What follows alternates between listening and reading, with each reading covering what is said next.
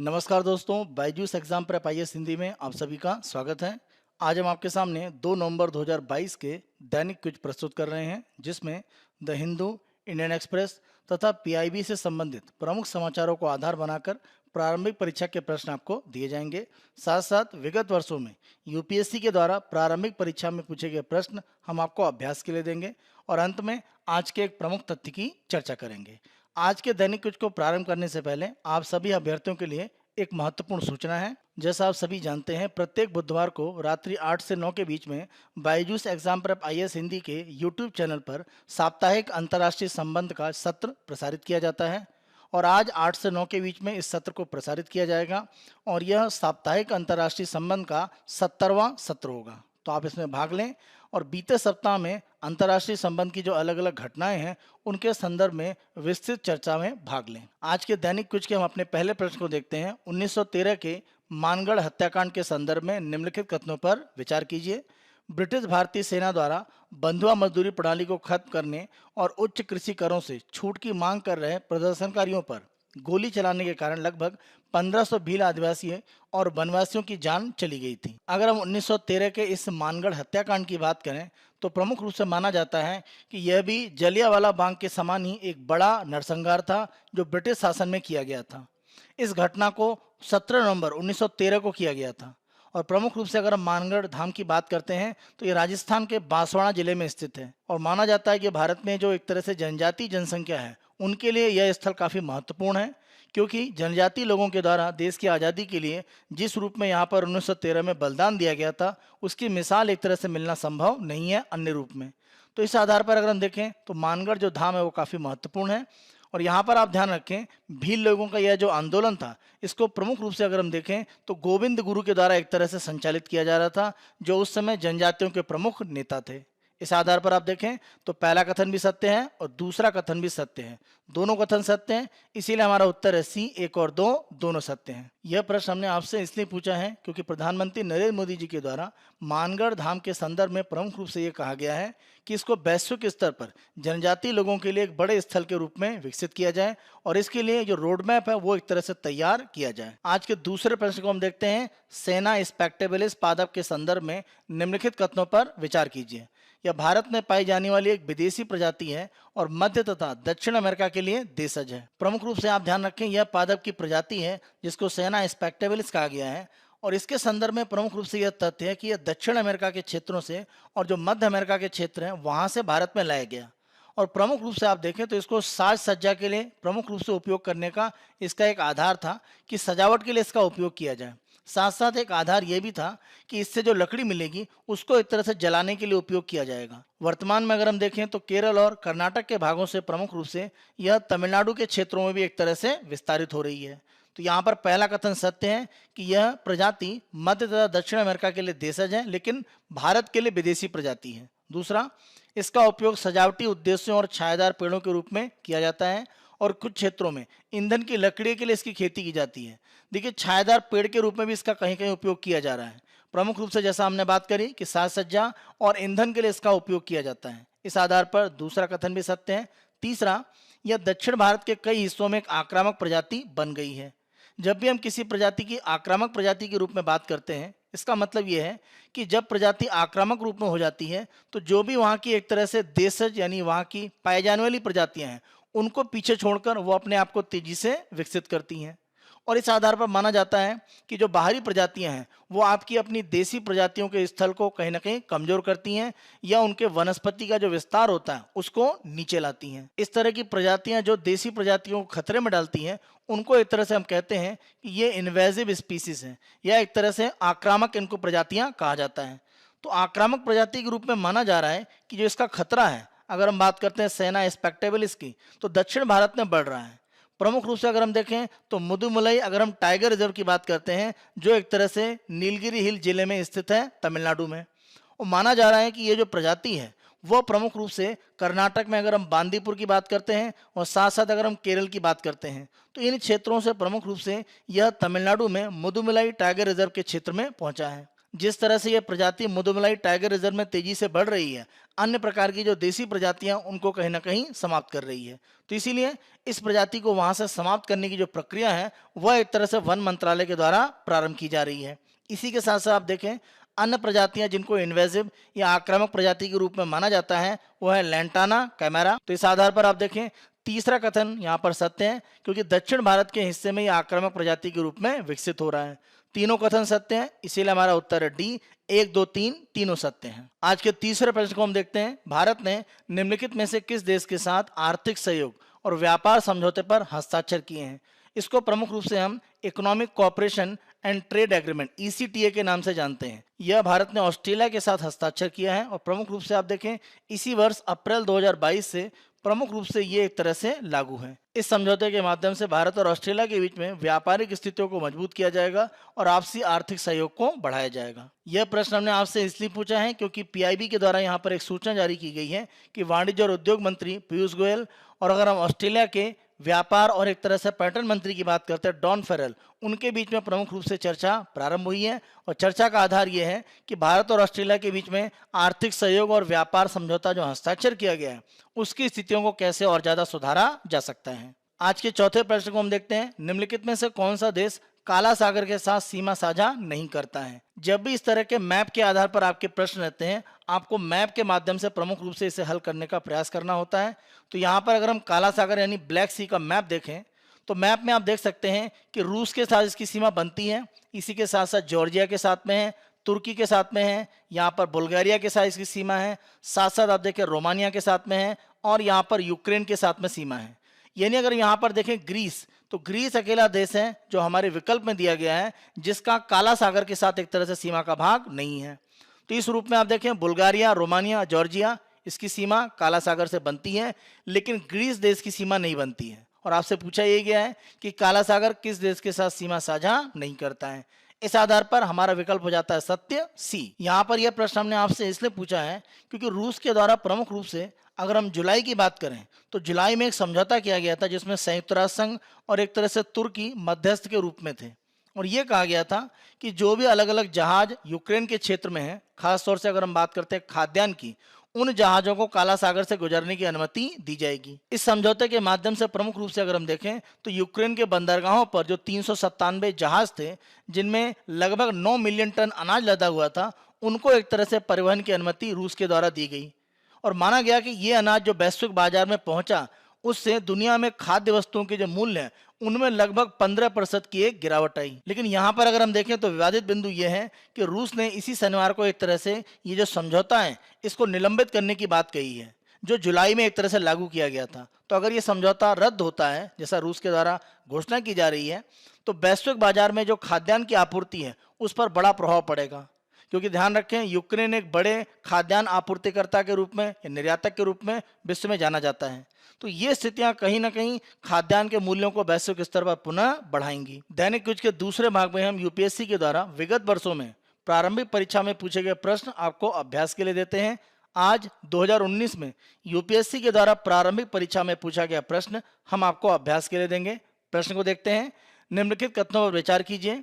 कृषि मृदाएं पर्यावरण में नाइट्रोजन के ऑक्साइड निर्मुक्त करती हैं। ध्यान रखें प्रमुख रूप से कृषि के लिए अगर हम बात करते हैं तो जो भी कृषि में रासायनिक एक तरह से खादों का उपयोग किया जाता है, माना जाता है कि रासायनिक खादों के उपयोग करने से नाइट्रोजन के जो ऑक्साइड हैं वो एक तरह से वातावरण में उत्सर्जित होते हैं। क्योंकि रासायनिक खादों में आप देखें सबसे बड़ा जो भाग है वो उपयोग होता है यूरिया का जो एक तरह से नाइट्रोजन का स्रोत है। भारत में अगर हम आंकड़ों की बात करें तो 2010 के आंकड़े ये कहते हैं कि भारत में जो भी नाइट्रोजन के ऑक्साइड का उत्सर्जन होता है उसमें 70% एक तरह से कृषि की जो मृदा का भाग है यानी जो एक तरह से हमारी मिट्टी का भाग है जिस पर खेती की जा रही है वहां से होता है। तो इस रूप में आप देखें पहला कथन सत्य है। दूसरा, मवेशी पर्यावरण में अमोनिया निर्मुक्त करते हैं। अगर हम मवेशियों की बात करें तो माना जाता है कि जो भी एक तरह से अमोनिया उत्सर्जित होता है उसका लगभग 80% प्रमुख रूप से मवेशियों के द्वारा पर्यावरण में निर्मुक्त किया जाता है। तो दूसरा कथन भी सत्य है। तीसरा, कुक्कुट उद्योग यानी अगर हम मुर्गी पालन की बात करते हैं पर्यावरण में अभिक्रियाशील नाइट्रोजन यौगिक निर्मुक्त करते हैं। तो यहाँ पर आप ध्यान रखें, मुर्गी पालन जो उद्योग है उसको भी एक तरह से कहा जाता है कि अभिक्रियाशील जो भी एक तरह से नाइट्रोजन के यौगिक हैं जो काफ़ी एक तरह से रिएक्टिव होते हैं, तेजी से क्रिया कर पाते हैं, ऐसे नाइट्रोजन यौगिक का जो उत्सर्जन है वो मुर्गी पालन उद्योग से बड़े पैमाने पर होता है। तीसरा कथन भी सत्य है, तीनों कथन सत्य हैं, इसीलिए हमारा उत्तर है डी, 1, 2, 3 तीनों सत्य हैं। दैनिक क्विज के तीसरे भाग में हम आज के तथ्य की चर्चा करते हैं, जहां पर आज के किसी महत्वपूर्ण घटना के बारे में हम चर्चा करते हैं। और आज का हमारा तथ्य है कोरोनल होल्स। प्रमुख रूप से अगर हम सूर्य के कोरोना की बात करते हैं, जो सूर्य की सबसे बाहरी परत है, और सामान्य तौर पर अगर हम कोरोना की इस बाहरी परत की बात करते हैं तो ये परत हमें एक तरह से नग्न आंखों से नहीं दिखती है। और सामान्य तौर पर माना जाता है कि जब एक तरह से पूर्ण सूर्य ग्रहण की स्थिति होती है तो बाहरी आपको जो परत एक तरह से दिखाई देती है छल्ले के रूप में, वही एक तरह से कोरोना होता है। तो यहीं पर एक तरह से आप देखें जो छिद्र कुछ पाए जाते हैं जिनको कोरोना होल्स के रूप में माना जाता है। यहाँ पर आप देखें कुछ समय पहले नासा के द्वारा अपने ट्विटर हैंडल पर एक सूर्य के मुस्कुराती हुई तस्वीर यहाँ पर दी गई थी। और आप ध्यान रखें ये एक वास्तविक तस्वीर है, ऐसा नहीं कि किसी तरह की यहाँ पर इसको तस्वीर को किसी पेंटिंग के रूप में बनाया गया है। इसको एक तरह से आप स्माइली का इमोजी देखें तो उससे काफ़ी मिलता जुलता है। तो इस रूप में कहीं ना कहीं माना गया कि ये जो तस्वीर है इसके बारे में नासा ने स्पष्ट किया कि ये जो एक तरह से आपको ब्लैक स्पॉट दिख रहे हैं ये कोरोनल होल्स हैं। और इन्हीं कोरोनल होल्स के संदर्भ में आज हम यहाँ पर चर्चा करेंगे। तो जब हम कोरोनल होल्स की बात करते हैं तो सूर्य की सतह पर ऐसे क्षेत्र हैं जहाँ पर तेज सौर हवा, यानी कह सकते हैं कि सूरज के भाग में जो भी एक तरह से अलग अलग सौर रूप में विकिरण होते हैं उनकी तेजी से जो गति होती है वो अंतरिक्ष की तरफ निकल कर जाती है। और हम देखें यहाँ पर जब हम ऐसे क्षेत्र की बात करते हैं जहाँ पर सौर सामग्री यानी जिस आधार पर सूर्य का निर्माण हुआ है वो थोड़ा कम होता है, तो वहाँ पर तापमान कम होता है। यानी अगर मान लीजिए ये हम कहते हैं कि ये कोरोनल होल का भाग है तो यहाँ पर जो तापमान है वो आसपास की तुलना में थोड़ा तापमान कम रहता है। तो यहाँ पर जब तापमान कम रहता है तो ये आसपास की तुलना में आप देखें एक गहरे रंग का दिखाई पड़ता है। और इसीलिए आप देखें आपको यहाँ पर तस्वीर में प्रमुख रूप से दिखाई पड़ेगा कि ये काले रंग का लगभग आपको दिख रहा है। तो ये धब्बा इसीलिए दिख रहा है क्योंकि यहाँ पर आसपास के तापमान की तुलना में यहाँ पर जो तापमान है वो तुलनात्मक रूप में थोड़ा कम है। कारण यह है कि यहाँ पर सौर सामग्री जो सूर्य के निर्माण के लिए उत्तरदायी है वो तुलनात्मक रूप में थोड़ी कम है और इसीलिए यहाँ पर तापमान की जो स्थिति है वो कम है। और इस आधार पर हमको कोरोनल होल एक तरह से दिखाई देता है। यहाँ हम ध्यान रखें जो भी एक तरह से सूर्य का चुंबकीय क्षेत्र है उसके माध्यम से सूर्य की जो भी एक तरह से सौर सामग्री है वो एक सोलर विंड के रूप में अगर हम देखें तो अलग अलग हमारे जो भी प्लैनेट है, हमारे जो ग्रह हैं, उनके बीच में तेजी से एक तरह से गति करती रहती है। और यहाँ पर कोरोनल होल के बारे में माना जाता है कि कुछ हफ्तों से लेकर कुछ महीनों तक ये रह सकते हैं। और कोरोनल होल की जब हम घटना की बात करते हैं तो सूर्य की एक तरह से जो सोलर साइकिल होती है 11 वर्ष की, उसमें प्रमुख रूप से आपका इसको देखा जाता है। यानी अगर हम सौर चक्र के 11 साल की बात करते हैं तो जब सौर घटनाएं एक तरह से न्यूनतम स्तर पर होती हैं उस समय माना जाता है कि सूर्य की गतिविधि काफी कम होती है और ऐसी स्थिति में प्रमुख रूप से कोरोनल होल की घटना बढ़ जाती है। यहाँ पर आपको यह भी ध्यान रखना है कि जो कोरोनल होल हमको दिखाई पड़ता है कोरोना में, वह एक तरह से परावैंगनी प्रकाश में यानी अल्ट्रावायलेट जो लाइट होती है उसी में देखा जा सकता है। यानी अल्ट्रावायलेट लाइट के अलावा अगर हम नग्न रूप में अपनी आंखों से देखना चाहें या टेलीस्कोप से देखना चाहें तो सामान्य तौर पर यह देखने की स्थिति में नहीं रहता है। तो हमें यहाँ पर जो सूर्य का एक तरह से ये चक्र है 11 साल का, उसे देखने की जरूरत है। तो सूर्य के बारे में आप ध्यान रखिए कि विद्युत आवेशित गर्म गैस का एक विशाल गोला है और आवेशित जो गैस होती है वो लगातार इसमें गति करती रहती है और इससे सूर्य में एक शक्तिशाली चुंबकीय क्षेत्र बनता है। अगर हम सूर्य के उत्तरी एक तरह से और दक्षिणी ध्रुव की बात करें तो 11 साल के ये चक्र में माना जाता है कि सूर्य का जो उत्तरी और दक्षिणी ध्रुव है वो बदल जाता है। और इस रूप में आप देखें कि ये 11 साल में घटनाएं होती हैं, यानी हर 11 साल में उत्तरी भाग दक्षिणी और दक्षिणी भाग उत्तर हो जाएगा। तो यही जो चक्र होता है जहां पर सूर्य के एक तरह से उत्तरी और दक्षिणी ध्रुव के जो चुंबकीय क्षेत्र हैं उनमें जो बिल्कुल परिवर्तन हो जाता है 11 साल में, यही एक तरह से सौर चक्र या सोलर साइकिल कहा जाता है। सन स्पॉट की अगर हम बात करें तो सूर्य पर एक तरह से धब्बे होते हैं और ये धब्बे प्रमुख रूप से जो भी चुंबकीय गतिविधियां सूर्य में बहुत तीव्र होती हैं उसके कारण प्रमुख रूप से बनते हैं। और वहां पर माना जाता है कि प्रमुख रूप से ये क्षेत्र तापमान के रूप में थोड़े कम होते हैं। अगर हम सन स्पॉट की बात करते हैं और कोरोनल होल्स की बात करते हैं तो दोनों लगभग मिलते जुलते हैं। तो दोनों में अंतर क्या है? देखिए, अंतर का प्रमुख रूप से आधार यह है कि अगर हम सूर्य की आंतरिक संरचना देखें तो सूर्य की जो एक तरह से बाहरी सतह का भाग है उसमें अगर हम देखें तो फोटोस्फीयर, क्रोमोस्फीयर और एक तरह से होता है सबसे बाहरी भाग में कोरोना। तो हमें ये ध्यान रखना पड़ेगा कि जब हम बात करते हैं एक तरह से कोरोनल होल्स, तो ये कोरोना के भाग पर यहाँ पर होते हैं। जबकि प्रमुख रूप से अगर हम देखें, जब हम सन स्पॉट की बात करते हैं तो यहाँ फोटोस्फीयर के क्षेत्र में होते हैं। यानी आप ऐसा कह सकते हैं कि अगर मान लीजिए ये एक तरह से सूर्य का भाग है, तो सबसे ऊपरी भाग में आपको कोरोनल होल्स मिलेंगे और थोड़े अंदरूनी भाग पर आपको एक तरह से जो सन स्पॉट है वो दिखाई पड़ते हैं। सन स्पॉट और कोरोनल होल्स दोनों अलग अलग हैं। सन स्पॉट का निर्माण होता है या कोरोनल होल्स का जो निर्माण होता है, दोनों जगह हम देखें तापमान की स्थितियां कम रहती हैं। खास तौर से सन स्पॉट में अगर हम देखें तो तीव्र जो चुंबकीय गतिविधियां होती हैं उसके कारण कुछ क्षेत्रों में तापमान थोड़ा सा कम रहता है और उस कारण से जो धब्बे बने होते हैं फोटोस्फीयर के क्षेत्र में, उनको हम सन स्पॉट के नाम से जानते हैं। और आप ये ध्यान रखें कि सौर चक्र की जो शुरुआत होती है तो वहां पर सौर गतिविधियां सूर्य में न्यूनतम होती हैं और उस समय सन स्पॉट सबसे कम होते हैं। लेकिन जैसे जैसे गतिविधियां बढ़ती जाती हैं सन स्पॉट की संख्या बढ़ती जाती है, क्योंकि जैसे जैसे सूर्य का आप देखें चुंबकीय जो ध्रुव है वो बदलता है, आप सन स्पॉट की बढ़ती हुई संख्या देख सकते हैं।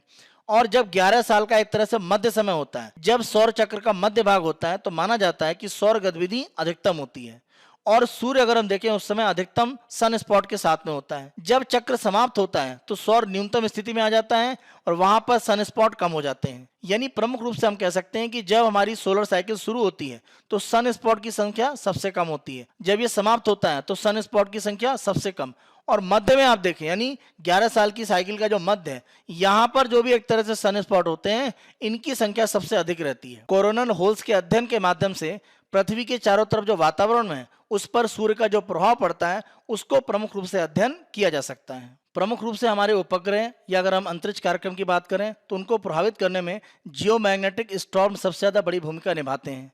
तो इस प्रकार के जो भी आपके भूचुंबकीय जो तूफान होते हैं उनका बड़ा कारण क्या है?